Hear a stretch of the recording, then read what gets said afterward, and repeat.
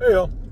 Welcome to the next episode of the Broken Man Fixed YouTube channel. I'm Brian. Welcome back.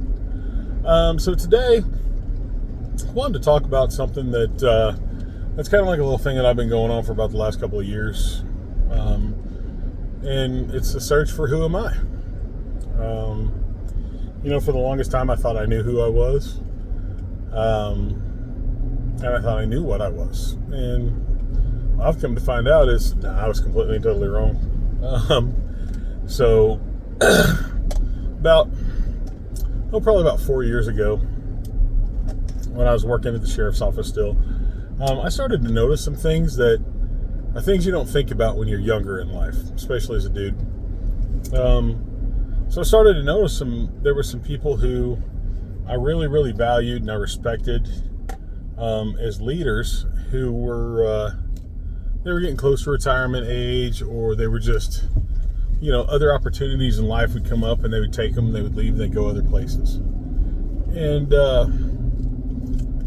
what was funny was these people, a lot of them, had been big shots where we were at, big wigs, whatever you want to call it. And once they left, it was like they were a fart in the wind. It was just, they were gone. And it was like, nobody hardly ever talked about them anymore. They wouldn't reach out to them. They wouldn't call them. They wouldn't talk to them. Every once in a while they might get mentioned. And like one individual in particular, he was captain. He was my captain. He was absolutely a stellar individual, great leader. I respected the hell out of him. And when he left, he was top dog. And it was like he never existed, which was weird to me. It was so weird to me. And then I noticed that happen with some other people. And they would leave, and it was just like they had never existed. And so, thinking about that, I'm like, man, these people have devoted so much of their life to this entity. And as soon as they're gone, it's like they're gone. They're just gone. And it made me start to think that all the times, all the sacrifice and everything else like that they had done, and the things they had missed out on for this place, and what for? What for? So they could promote, maybe make a little bit better of a paycheck,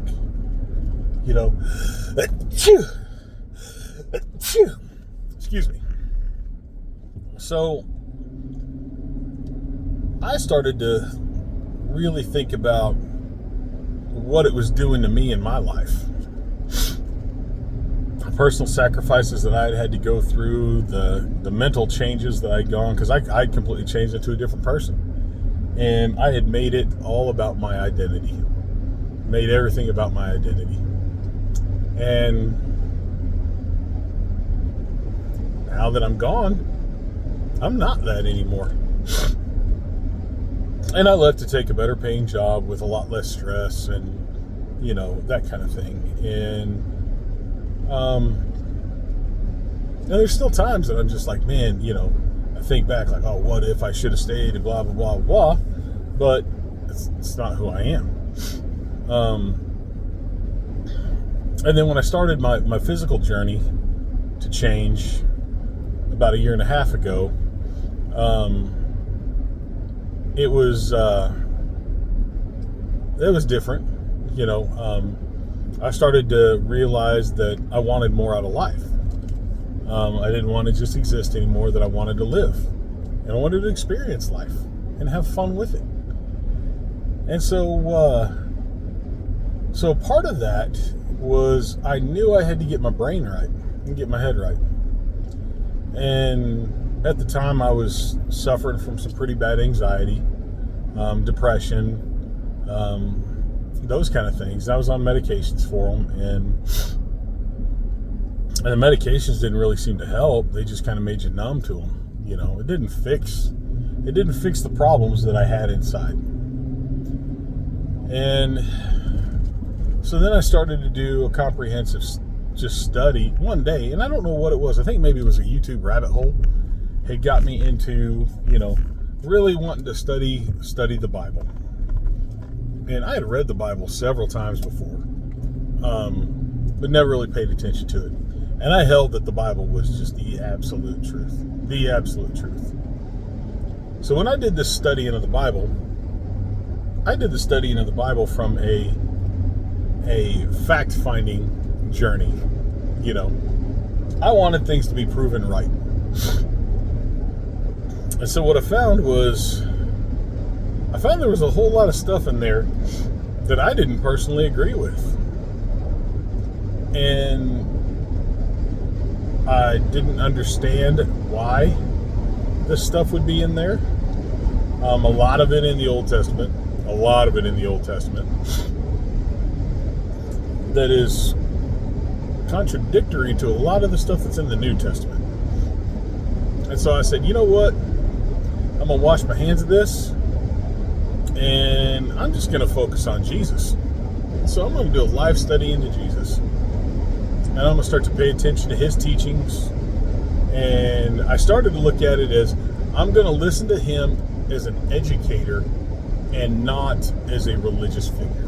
So I wanted to start to listen to him like as the teacher that he was. And I was blown away when I really started to pay attention, because a lot of the things that Jesus taught us and that Jesus stood for were contradictory to a lot of the things that, for one, I had been taught, and two, things that I held at core beliefs. And so I had to change those. And a lot of those were regarding my political affiliation. There's so much from both sides, and I'm not getting political on this one at all, but there's so much from both sides of the political shift that do not follow the teachings of Jesus. They actually go against it in every way possible. So, kind of had to cut ties with any sort of political side. And so I started to listen to the words of Jesus and his teachings, and then kind of got turned on to studying other philosophers, because Jesus was a philosopher. He was God, but he literally was a philosopher. And so I started to do other studies into philosophy, and I really found a connection with Seneca, with Epictetus, and with Marcus Aurelius, and Stoicism.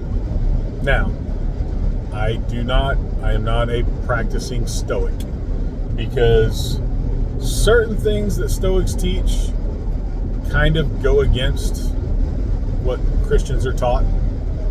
So, but the vast majority of Stoicism, they align perfectly with the teachings of Jesus. And so those are the things that I look after and I study. It's kind of been life-changing.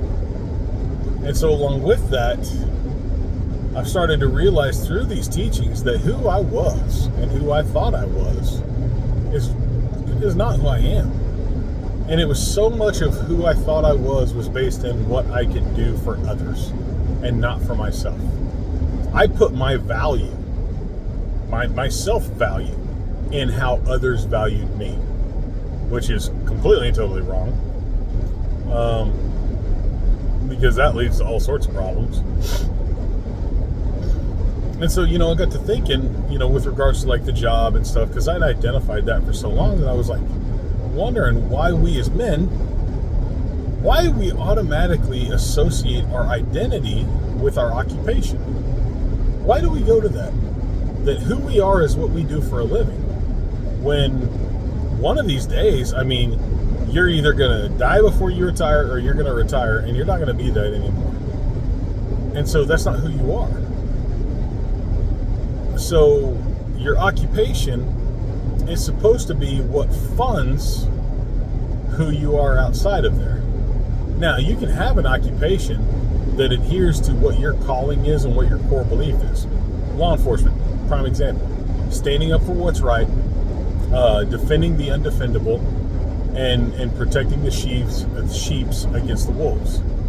I said sheeps. Oh my God, I said sheeps. Sheeps. Protecting the sheep against the wolves. And that is not an occupation. That is who you are to your core. And that doesn't matter if you work for H&R Block. If you have that, you will do that. When you see a wrong, you will right it. So being a cop is not who you are. It's part of what you are. It's what you do for a living. And it's so funny to me because I started to pay attention when you see people that meet for the first time, especially men. There's two questions. What's your name? What do you do for a living? Because we judge everybody off of what they do for a living. And we form this opinion that their job is who they are. And unless you own the business, your job is not who you are. But we do that. Case in point, if you were to put a fireman, you were to put a lawyer, and you were to put a man who's the manager at Walmart in a room together, and you were to have a stranger come in and introduce him, that stranger is going to have more respect for the fireman and for the lawyer than what he will for the person that works as a manager at Walmart. Well, why would a grown man be a manager at Walmart? That's Walmart. Why would you? How are you going to take care of your family being a manager at Walmart? Because they make really, really freaking good money. They get holidays off. They have lots of vacation time that they can spend with their family. They have a reduced level of stress that the firefighter doesn't have. And of course, they make way more money than a firefighter does. But the firefighter, he's cool, right? Because he puts his life on the line and he does all that stuff, which is noble. Don't get me wrong, it's noble. I'm not speaking down to that whatsoever because that may piss off a lot of people. Very noble cause. But that doesn't mean that he's better than the guy who works at Walmart. But we view it that way. And that's why we ask people what they do for a living. So for me, once I had to disconnect from being a member of law enforcement, I had to start to discover who I was. And I've got a really good friend. I've actually got two good friends who have fought and struggled with this as well. Over who I am, because that's what I was for so long, that now that I'm not that anymore, what am I? And so through the searches, or through the teachings of Seneca and Marcus Aurelius in particular, it's opened my eyes to all the stuff that I thought was true that really ain't true. And so it's helping me define who I am. Now, I will tell you, I'm not anywhere close to knowing who I am. I'm trying to discover what makes me happy. I'm a dad, I'm a father, but one of these days, that's not going to be the number one most important thing in my life, because she's going to move off, she's going to have her own family, she's going to do all that. So, so I need to work on being me and being happy so that I can be the best person that I can for those around me. And so you have to find what makes you happy. And a lot of people, especially with men, they go through this when they get to around my age or maybe 50. People like to give them a hard time and make fun of them and say that they're having a midlife crisis, which it's not a midlife crisis. And that's kind of insulting to say that, because it kind of downplays what they're doing. Is what we're doing at this point is we for so long have put everything and everybody else ahead of us that we now know we've got more days behind us than what we have ahead of us. And so it's time for us to start working on us and what makes us happy. And there ain't nothing wrong with that. And too many men can't do that. And they think they can. And they go through things that, they think are going to make them happy. That's why so many men they'll pick up a hobby, but they'll lose interest in like 6 or 8 months. Is because it doesn't make them happy. They're searching for something to make them happy. And so that's where I'm at right now. I'm trying to search to find who I am and what makes me happy. And I've thought before about going back to law enforcement and doing that, because I like to help people. But there's so many other jobs out there that I can help people at. Your job, if you're a boss at a factory, okay? If you're a boss at a factory and you have people that work underneath you, but you're a good boss and you treat them with respect and you help them be the best that they can be so they get the best pay, they get the best benefits that they can, and then they go home at the end of the day, and because you were good to them, they're nice to their family and they're happy. And I mean, their production is good because they're happy, and everybody in their life treats them nice because they're happy. Then you are making a difference. You're doing just as much. You're doing just as good as the police officer that pulls somebody out of a swimming pool, because you're helping improve a life. You're helping improve several lives, make them better. And that's probably going to piss off a lot of my law enforcement friends, but I'm sorry if it does. What you guys do is important, and it's very, very valuable, and it's very noble, just like firemen do. But you can't downplay what other people do in their regular lives. They can uplift and help people as well, because there is no measuring stick for helping people. Okay, you can't say one's better than the other, because then you're just doing that for your ego. And if you're doing something for your ego, then you shouldn't be doing it at all, because you ain't doing it for the right reason. But like me, I'm searching, trying to find what makes me happy. You know, working out definitely makes me happy. I enjoy that because I get all the rush of the good chemicals, and then, you know, I get to see my progress and stuff. But, you know, like today, right now, it's a beautiful day outside. My daughter's off spending time with her boyfriend, and so I'm gonna go put my hammock up in a tree right by a body of water. I'm gonna sit there, probably put a fishing pole in the line. If I catch something, I catch something. If I don't, I don't. But I'm gonna sit out there in God's creation, enjoy this amazing and beautiful day, probably take a nap. Because those are free gifts right there. If you can put up a hammock outside, take a nap, that's a free gift right there. And that's gonna make me happy for today. And so it's stuff like that is who I am now. Is I'm going to do little small things to make me happy. I'm going to try to not turn down opportunities that I would have in the past that can make me happy. Kind of like Jim Carrey in Yes Man, where he had to do all that stuff and he had some really great experiences. Now, there's some bad stuff that happened with it, but I'm going to kind of try to do the same thing myself. And just try to figure it out. Try to find out what makes me happy, what doesn't make me happy. And I'm going to pursue that for the rest of my life. Because tomorrow is not guaranteed, so why not enjoy the happiness today? So if any of you guys out there, if you're struggling with your identity, trying to figure out who you are or anything else like that, and if it's taking a toll on your family life to where you're bitter and you're angry and all this, that, and the other, take a step back, take a breath, and have an open conversation with the people around you and let them know that you're struggling for your identity and to know who you are, and that you ask their patience while you try to find this, because in the end it's really only going to benefit them, because when you're happy, they're going to be happy. It's going to create less conflict in the home, less stress, less anxiety. You're going to be more productive at work.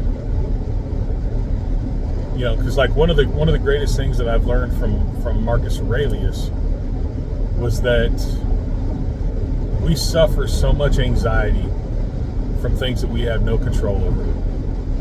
We stress about it, we lose sleep about it and stuff. But when you realize that you absolutely have no control over anything, and that control is a big fallacy, and that the only thing that you can do is to control how you react to it. That's amazing. I've started to do stuff called practicing discomfort. It's kind of like stress inoculation. You're getting yourself used to uncomfortable situations, so that when the time comes that a really bad, uncomfortable situation happens, you don't have an oh shit moment, you freeze up, you don't know what to do, or you start to freak out and you go to anger. You can just go into that, Game 7 mode of walking through like the tunnel of the Rose Bowl or whatever you want to call it, to where you're like, yep, I'm prepared for this, practice for this, and I'm going to kick ass. So I practice a little bit of daily uncomfort every day. I'll take a cold shower, or I'll sleep on the floor, or I'll fast for 4 days, just to get myself used to being uncomfortable. So that when something does happen that I don't have any control over, I'm able to have control over my emotions and not go automatically to anger. Because we need to be able to access the appropriate emotions at all times. And for us guys, they only like it when we are just the happy-go-lucky guy or the one that takes everything on. And so we're not allowed to express any other emotions, but we go to anger because we don't know how to control any other way. You know, we're not allowed to cry. We're taught that from a little kid. You know, you trip and fall, scrape your knee. Don't quit being a little girl. Quit crying like a little girl. Or if something sad happens, don't cry. Don't be a little girl. That gets ingrained into our minds, and then we're adults, and we're passing that on to the next generation. I'm a big softie now. I cry. It's okay. I enjoy it. You know, it's healthy. I don't have to hold it in anymore. I don't have this pit in my stomach when I think about this stuff, and it allows me to let it go. It's good for you. So, well, that's about all I've got on this one. Like I said, if you're struggling, getting to my age and you're struggling with your self-identity, take a step back. Excuse me. Pollen is kicking my butt right now. Take a step back, evaluate things for what it is, and handle it appropriately. You know, talk to your people, tell them what's going on, and try to find something every single day that makes you happy. Something small that makes you happy. You know, one thing that I try to do every day now is I try to find something that makes me smile, and I try to find something that makes somebody else smile. And if we could all do that, you'd be amazed the difference that we could make. So like always, I'm always here, out there for everybody. So if you support me, then I'm going to support you, and we can support us. So when you go out today, do your damnedest to make this world a better place, make this country a better place, and just be a good person. We'll see you later.